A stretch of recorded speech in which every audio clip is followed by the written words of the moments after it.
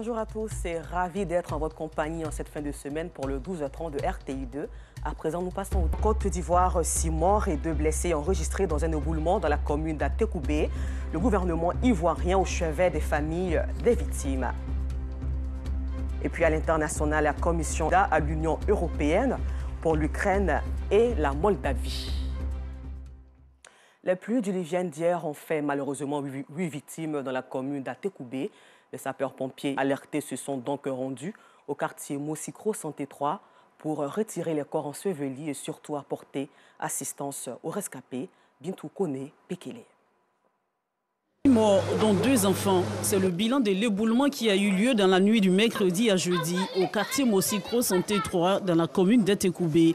2 autres personnes sont blessées. Vers 2 heures, je vois que la terre est rentrée chez moi. Maintenant, c'est en sauvant ma femme.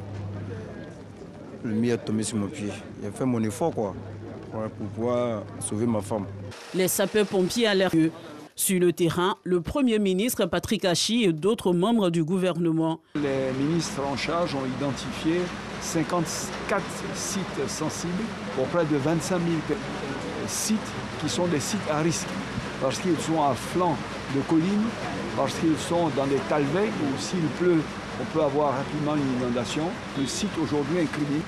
2,5 milliards de francs CFA ont été dégagés pour détruire ces sites, pour déplacer ces populations et les actions ont été entreprises. Mais les sites sont récolonisés après le commune d'Atekoubé paye un lourd tribut. C'est vrai que d'un côté, il y a cette question humanitaire où on a le sentiment qu'il ne faut pas déranger les populations, qu'il faut les laisser là. Des drames comme ceux auxquels nous sommes en train d'assister, je pense qu'il faut que les populations comprennent que ces actions entreprises par l'État le sont pour leurs intérêts. Et donc nous allons accélérer, renforcer bien sûr, pour qu'on ne puisse plus assister à ces situations-là. Le scénario des pluies torrentielles suivies d'inondations dévastatrices et reconstruction dans des zones à risque, souvent habitées par des couches vulnérables, sont légion. En juin 2018, 18 personnes étaient mortes à Abidjan après des pluies torrentielles. Tremblement de terrain en juin 2020. Une information a fait état de l'effondrement d'un immeuble à Abata dans la commune de Cocody hier matin. Heureusement, sur les lieux, le construction est debout, mais le balcon a cédé. Dans sa chute, il a emporté 2 rangées de briques posées sur le mur. Une situation à prendre très au sérieux, selon le ministère de la Construction, sur le terrain. C'est plutôt le coffrage du balcon d'un immeuble en construction qui s'est effondré ce matin autour de 9 h à Abata, dans la commune de la brigade d'investigation et de contrôle urbain du ministère de la Construction. C'est le coffrage du balcon qui s'est effondré. Cela a occasionné donc la démolition de 2 rangs. Voici le constat que nous faisons. Il n'y a eu aucun blessé. Ni aucune perte en vie humaine. Mais les agents du ministère de la Construction demandent l'arrêt des travaux. Le permis de construire. Ensuite, il nous présente le contrat qu'il a avec un bureau de contrôle. Mais ça ne va pas suffire. Rapport de vie de chantier effectué par le bureau de contrôle.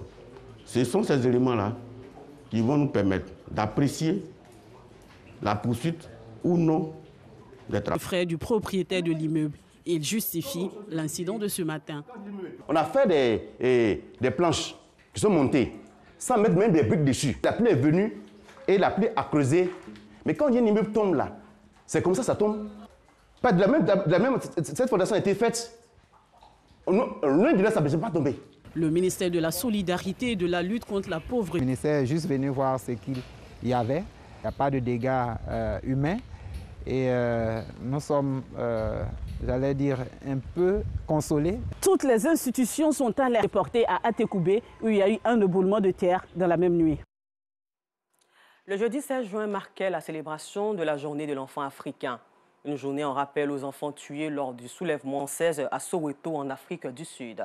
Et pour cette occasion, la rédaction du journal de RTI2 s'est intéressée cette fois-ci à la situation des enfants vivant en Côte d'Ivoire, particulièrement au quartier Clocha et désert de la commune d'Abobo. On en sait plus avec Joël Gousset. Cette scène remonte au mercredi 8 juin. Les habitants des quartiers Kennedy, Clocha et désert des coups de marteau. Il est 13h30. Cette opération de déguerpissement du gouvernement est baptisée « Pour sauver ma vie, je quitte les zones à risque ».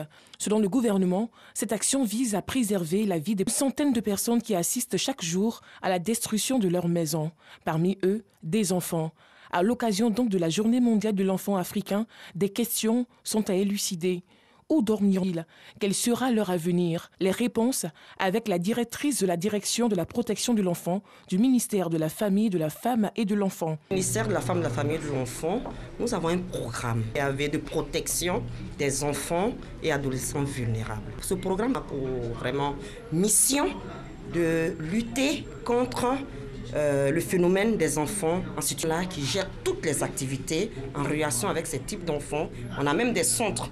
Un centre d'accueil à Beauville, voilà, qui reçoit vraiment, ils font des maraudes de nuit. Pour favorable soit trouvé à cette situation triste, car ces enfants méritent un avenir meilleur.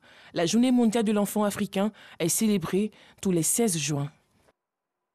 C'est vrai que nous ne sommes pas en période électorale, mais comme le dit l'adage, mieux vaut prévenir que guérir. Justement, c'est cette mission que s'est assignée le Cercle des Amis de Téné Birahima Ouattara, TBO, à travers une vivre ensemble et à la cohésion sociale. Aujourd'hui, ce mouvement est à Taabo, dans la région de l'Agnébi-Tiassa, pour visiter l'administration et les populations. Après la sensibilisation des populations ont reçu des dons en vie. Clément Boko. Le Cercle des Amis de Téné Birahima Ouattara, Katbo, est à Taabo, dans la région de l'Agnébi-Tiassa. Une visite pour sensibiliser du mouvement. Nous sommes là aussi pour aider la population concernant les maladies métaboliques qui concernent à peu près une quinzaine de maladies pour une prévention gratuite pour la population. Vous savez que les maladies, 120 000 francs CFA, on va faire ça gratuitement pour la population. C'est pas tout. C'est chargé de promouvoir la paix en Côte d'Ivoire et les vivre ensemble et l'entente dans notre beau pays qui est la Côte d'Ivoire. Ayant perçu l'organisation, les populations ont pris l'engagement d'œuvrer pour la paix en tout temps et en tout lieu. Le préfet du département de Taabo salue l'action du Katbo.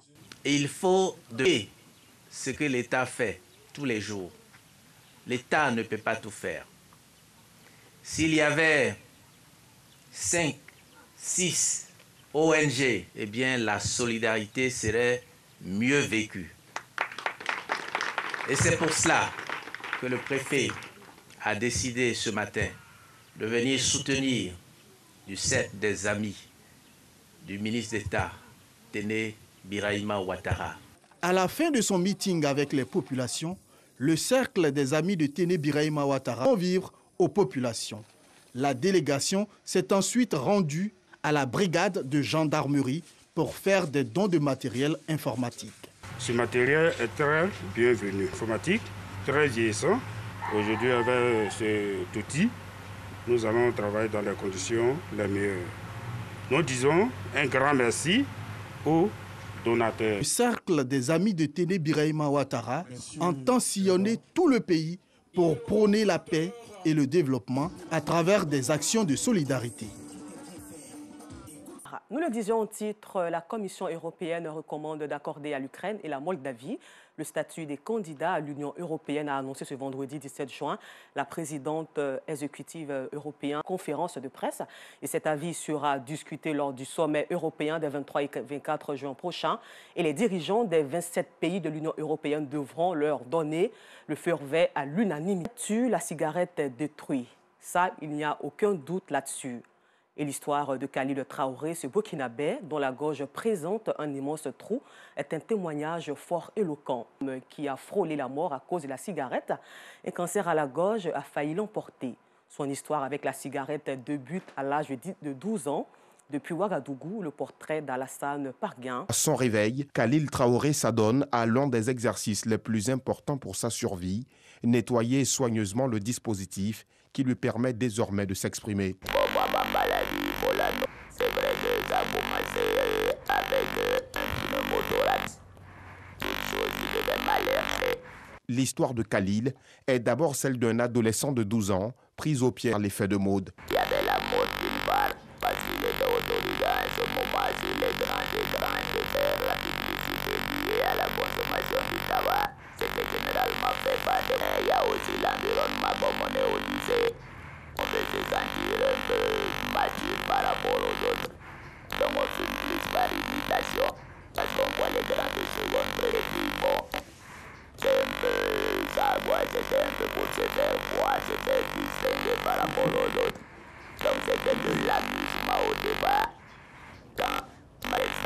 C'est en 2004 que Khalil, sorti fraîchement d'une hospitalisation, décide d'arrêter la cigarette. 7 ans après, en 2011, il connaît de graves problèmes de santé, notamment à la gorge. Lui, qui croyait être pourtant tiré d'affaire depuis 2004. J'ai commencé à perdre de la voix. À partir de cet instant-là, j'ai senti que quelque chose n'allait pas, mais je ne pouvais pas écouter les gars que j'avais arrêtés. De consultation en consultation, j'ai vu qu'on s'acheminait. C'est ce que je redoutais le plus. Là, on a soupçonné que j'étais un cancer. Les médecins ont dû procéder à une ablation des cordes vocales.